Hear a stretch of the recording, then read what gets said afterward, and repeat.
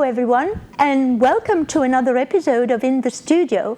I'm Lynn Weaver, and the program is brought to you by Davis Media Access and broadcast on Davis Community Television. That's Comcast Channel 15 and AT&T UVerse Menu 99. We're also online at dctv.davismedia.org.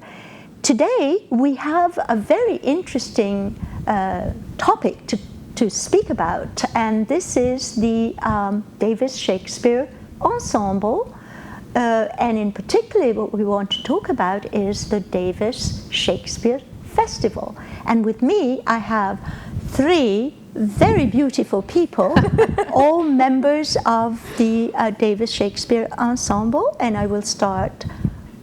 Ian Hobbs, an actor, among other things, seasoned actor. Susanna Risser, also an actress, and many other things. And of course, Gabby Battista, who is the assistant producer and factotum of the company, from what I understand. Welcome, and thank you for taking a little time out of your very busy schedule to come and talk to us. Thank you for having us. Thank you. So, unfortunately, by the time this episode of In the Studio broadcast, the Davis Shakespeare Festival will be just about over. Perhaps you'll be able to catch the last couple of shows at the end of July and the very beginning of August. However, this festival, I believe, Gabby, returns every year. Yes. So this will be a preview of what you can enjoy next year. Gabby, I'm going to start with you, and tell us a little bit about the company, the ensemble, and in particular the festival. Yes, so this is our 5th year as a company, being in Davis. 5th year? 5th year, yes. Goodness, what have I missed? It's very exciting that we're in the Veterans Memorial Theater this particular summer. Every summer...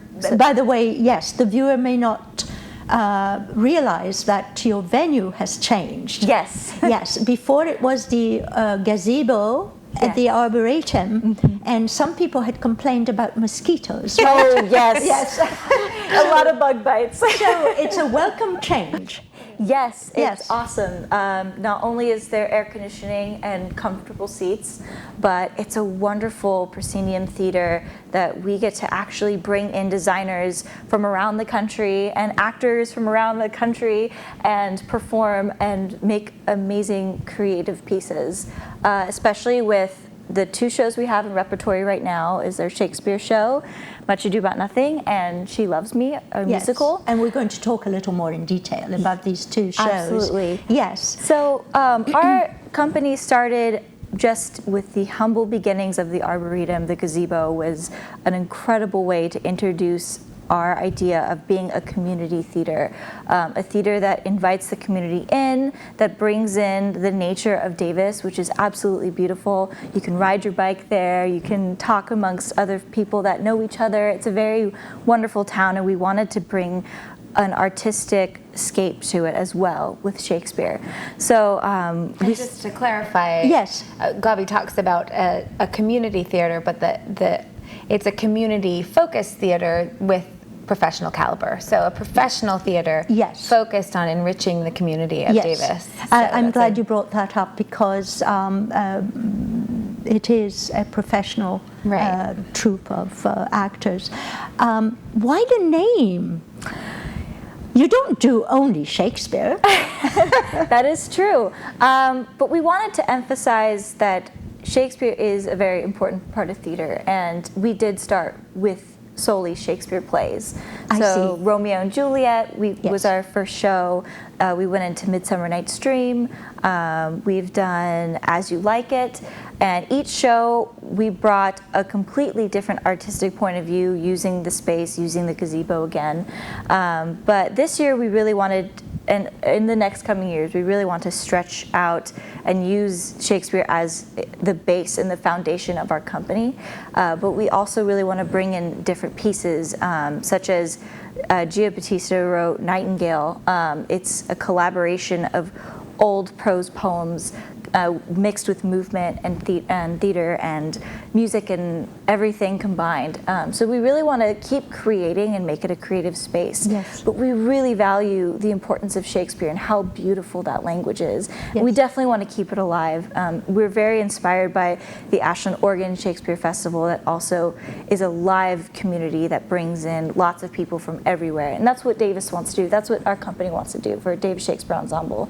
We want to bring in people from Sacramento, from San Francisco, the Bay Area, East Bay, everywhere, to really come and make this a destination location. And you also go on tour, I believe, don't you? We do, yes. we have. You have gone to San Francisco, I believe, yes. Yes. And of course you were the main attraction on the 4th of July with your music and your playing and so on. But before we go and talk to these two wonderful people, what brought you to the company? Was it circumstances, fate, love of theater? Because I believe you're also an actress, and in fact we can show a picture.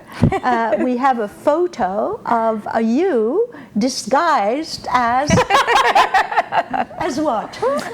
Vergis, a silly cop in Much Ado About Nothing. Okay, he's got a silly hat, I must say. Yes, yes. The hat is the least silly Yes. thing about Vergis. And who is your friend or enemy? That's my partner, Matt Miller is his actual name, but the character is Dogberry. Yeah. So Dogberry is more of the master cop. He makes sure that the watchmen are doing their job before a hero's wonderful wedding in the play, which we'll talk more about later. Yes. But yeah, so we're partners in this play. It's a lot And so of fun. what brought you to the theater? Wow, I've been doing it since I was a little girl, but with this company in particular, I am very interested in photography as well. That's a hobby I have. So I've been coming up to Davis, commuting from, I live in San Francisco, but I've been coming up to Davis, took a lot of pictures for them over the past 5 years, production photos mainly. And last year was my first opportunity with them to perform in San Francisco. And it happened to be that they wanted to go to San Francisco and put on a show, and I really love movement theater, and so This brought it all together. It did. Yes. It totally did. By the way, for the viewers, you can go to their website, and it has a lot of information. I believe it's davisshakespeare.org. Is that correct? Well, yes, we're displaying it there. It's a very, very nice website. So yeah, congratulations. Thank so you. it's really very nice. So let me go to Susanna. Susanna Risser. You're a professional actress. Mm-hmm. You've been playing for how long? Well, I finished my Master of Fine Arts in Denver in conjunction with the Denver Center Theater Company in 2007. And then I moved to New York. I've been acting like Gabby probably as long as I've been talking. And so my husband and I lived in New York for several years and worked out there, and then we're both from the West, and so we moved by happenstance to Davis, and had no idea what a gem of a community it was, and it was just sort of a central location for my husband's work. And so when we moved here, my children were very small. So I have 4 children, and you look too young to have 4 children. I'm sorry. older than I look now. So and I had not actually done a play since I was pregnant with my oldest, and so. Right around the time that the Shakespeare Ensemble, I had seen a couple of their productions and had met Rob and Gia, the artistic directors, and just was so impressed with their vision and with their creative process and just with the end result of their projects. Mm-hmm. And I saw an audition notice for Macbeth, the radio play. And we were actually in the process of moving from Davis. So my house was in boxes, my children were, it was very impractical to be a part of this production, and it was my first production back. But I auditioned. Nonetheless, I auditioned and was fortunate enough to play Lady Macbeth. And I thought it would be a one-time thing.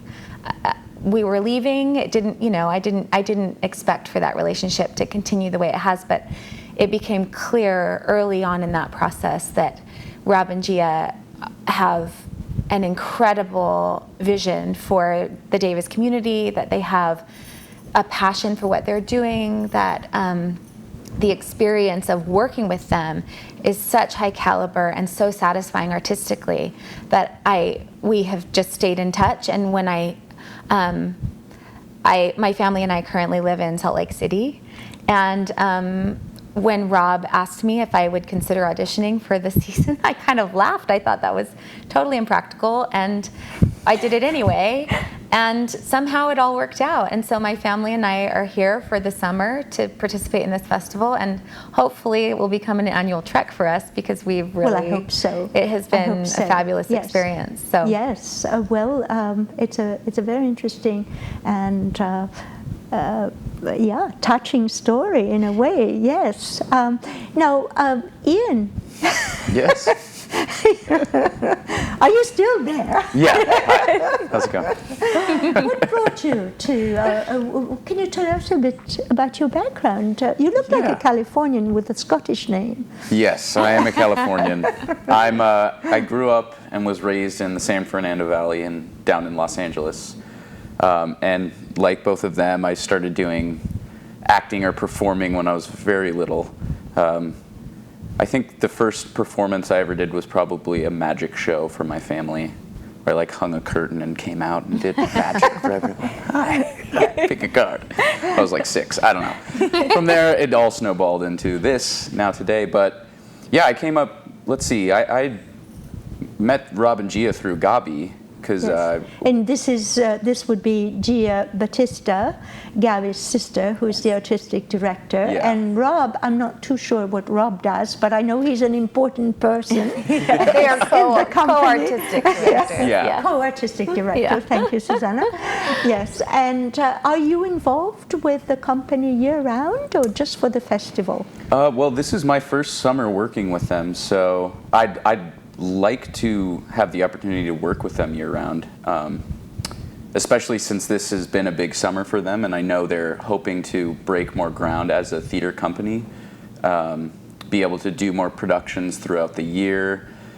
And I know right now it's the biggest issue is having a space, a year-round space to be able to work in. And so, yeah, if they come to a point where they have those opportunities for people, I would absolutely work for them. They're just good people creatively. And, yes, yes. Now, the choice, you have chosen 2 plays for this summer's festival. One is Much Ado About Nothing, a very well-known Shakespeare play, and we're going to talk about this. And the other one is She Loves Me, which is a reincarnation of various musicals over the years and the decades. Now, before we talk about this, do you have any say in the choice of plays? Is it a democracy, or is it something that the artistic director Gabby and the other producer will decide? That's based more on the artistic directors. Yes. Sometimes I'm there in the room for feedback, but mostly it just depends on the feel of the summer and the energy that the community brings. And also it depends on design factors as well. So they're the ones that make the decision mostly. If we continue to build our company, which we definitely do, and we want more members, and we definitely would love to have more people join us in that process, that would be wonderful. It's wonderful. Yeah. Now, Susanna, you play 2 different roles in one of the plays. Yes. Right. Can you tell us about briefly about your roles, or perhaps give us a quick synopsis of the plays, and then we want to hear you. Well, those are two very different questions. First, I'll just talk a little bit about, so in the two plays, I play the role of Beatrice in Much Ado About Nothing, which... The troublemaker. Oh, hardly. She is fabulous, and she is on my short list of dream roles, so I'm very thrilled to be playing that role. And then I also play the role of Ilona Ritter in She Loves Me, and the two women could not be more different from each other. And it is fabulous. Yes. And that is one of the other wonderful things that Rob and Gia have allowed for all of us to experience. As an ensemble, we're cast in both shows, and so all of us really have the opportunity to play two very distinct characters. They've selected the plays to go as a nice pairing, so you'll see two couples, the same pairings of couples in both plays, and the stories play out very differently. So it's really fun to see those dynamics change based on the stories, and also just to kind of see, as actors, it's fun to see what people bring to different roles. And it's very interesting to the audience as well, to see the wide spectrum of your talent. So what are you going to not read, but tell us about? Which lines? I believe it's a monologue. Well, Shakespeare's funny because he writes a lot more monologues for men than he does for women. Oh, well, yes. But I have a little scene, and Ian has been willing to play a role that is not typically his, and say a couple of interjected lines for me. Identify the two characters and very briefly where you're at in the play. Yes, this scene takes place directly before the great gala, right before, or the kind of mingling, matching party at the very beginning. So at the beginning of the play begins with the end of a war and the soldiers coming home, having won and feeling great celebration, and they've come to the home of a friend, and there's a party to celebrate their arrival. And so my character, Beatrice, is a confirmed solitary woman. She doesn't need any men, and she is happy being witty, harshly witty. And so this scene is her talking about her feelings about men in general. So. And Ian, who are you? You're a man, obviously. Yes, I'm a man. Well, I'll be saying words of Leonardo, who is the father. The father, essentially. He's the big kahuna, where everybody's staying at his house for the month after the wars. And the host. So. Yes. Yes, so the play itself revolves largely around Claudio and Hero's love story. So Ian in the play actually plays the role of Claudio, and he has come back from war and is now has freed his heart to fall in love with this young girl. Yes. They fall in love, plan their wedding, are trying to trick Beatrice and Benedict into falling in love as well, and then through some of the mischievous and evil plots of the bastard brother, Don John, Ian believes Hero, his fiancée, to have been false, and so then it's just the story evolves as he decides not to marry her, and then there's the reveal of what actually happened. The coup de théâtre. Yes, and everything kind of resolves itself in a double wedding.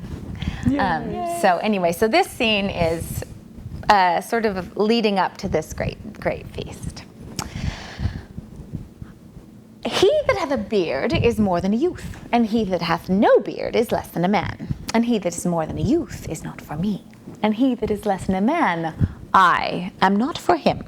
Therefore I will even take sixpence in earnest of the bear herd, and lead his apes into hell. Then go you into hell? No, but to the gate. And there will the devil meet me like an old cuckold with horns on his head, and say, Get you to heaven, Beatrice, get you to heaven. He has no place for you maids. So deliver I up my apes, and away to St. Peter for the heaven. He shows me where the bachelors sit, and there live we as merry as the day is long. And Very short. good. Short and sweet. Excellent. So this was a scene between Beatrice and Leonardo in Much Ado About Nothing. Right. And the setting is interesting because it takes place in the Napa Valley. Yes, and the you play have itself modern is costumes, and you Yeah. are yes. And you know this is a trend in Shakespearean whatever genre that they try to modernize and to and this is wonderful because the viewers relate Yes. to it a lot better despite the difficult language. Yeah. Yes. Yes. So, Ian, Yes. can you tell us about She Loves Me? Are you playing? Who are you playing in She Loves Me? In She Loves Me, I play Georg, who's kind Georg. of He's a George. the young lover. Yes. Yes. The young guy who can't seem to get the girl on the right way. Yeah, She Loves Me it's a musical about misconnections, and George works in this perfumery in which he's started writing to a girl through a Lonely Hearts Club. You know, they've been corresponding for a while. And he confides in a couple of his shopmates about this girl, and oh my goodness. And then finally, they make the plans to meet up, and George just can't go through with it, especially when he finds out, spoiler alert, that the girl he's been writing to is the new girl working at the shop who they just can't seem to work things out together. Yeah. So, you know, one thing leads to another. And everything works out at the end, obviously. But Yes. it's a very cute musical. It's definitely, what I like about it is that it's more of an actor's musical, I would say, than a musical.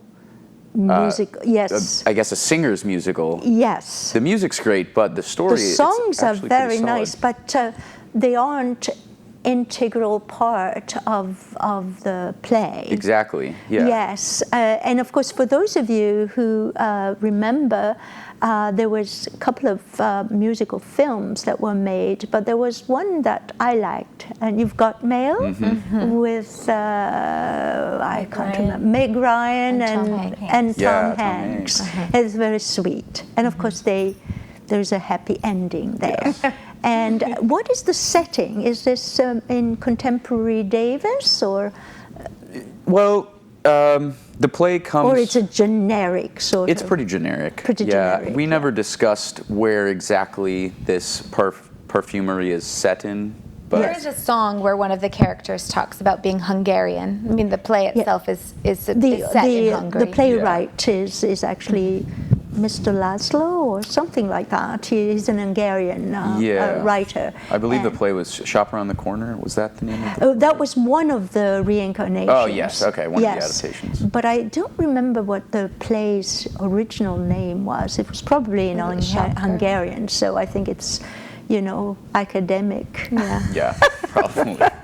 So sorry. Oh, it was definitely a play that was set in Hungary. early 20s. In the early 20s. That's the atmosphere that it's working around. We've pushed it to the 30s. Yes. In that era. So there's a lot of women wearing furs, and it's all about the perfume. And it's a time where there's a lot of poverty. So to sell, stores were closing and shops were in danger as far as in the economic times that they were going through. So to have a perfumery and to buy these expensive, wonderful, beautiful smelling products was a very elegant thing. Yes. It was a luxury to go in there. So you have a lot of women in there being luxurious and buying things and testing things out. So it's a really wonderful fantasy when you walk in. It's a dream state to come into this place. So it's based around that. And of course, the communication between the two, I believe, happens in writing. They're pen pals. Yes. What lines are you going? Do you have some lines? Yes, I do. I have some good. lines. So we have very little time. But we have time for lines. Is there enough time? Great. So dive in. I'll dive in. Yeah, dive in quickly. This is a little snippet from Much Ado again. Claudio is talking to Don Pedro. Don Pedro being kind of this father figure prince who looks out for Claudio, and Don Pedro has noticed that Claudio might have a thing for Hero, Leonardo's daughter. Yes. So look who at are you? I'm Claudio. Claudio. Yeah. And you're a This would be Don hero. Pedro. This is Don Pedro. Oh, Don Pedro. Oh, I see. Okay. She's a prince right now. Okay. Yeah. Do you remember the cue? Yeah. Do you want me to say that Yeah, at the sure. beginning? Okay. Dost thou affect her, Claudio? Oh, my lord. When you went onward on these ended actions, I looked on her with a soldier's eye, that liked, but had a rougher task in hand than to drive liking to the name of love. But now I am returned, and war thoughts have left their places vacant. In their rooms come thronging soft and delicate desires, all prompting me how fair young hero is, saying I liked her ere I went to wars. See. That's it. Wonderful. Well, I'm afraid our time is up today. Wonderful show. Thank you so much for coming. Oh. Ian Hobbs, Susanna Risser, Thank you. and Gabby Battista. Best of luck and continue. We will. I'm Thank you very impressed much. with you. And for all of you watching from home, thank you. This you've been watching in the studio. I'm Lynn Weaver. If you'd like to see this show again, you can log on to dctv.davismedia.org, and while you're there, you might want to take a look at some of our other very nice programs. From all of us here at Davis Media Access, thank you for watching, and see you next time.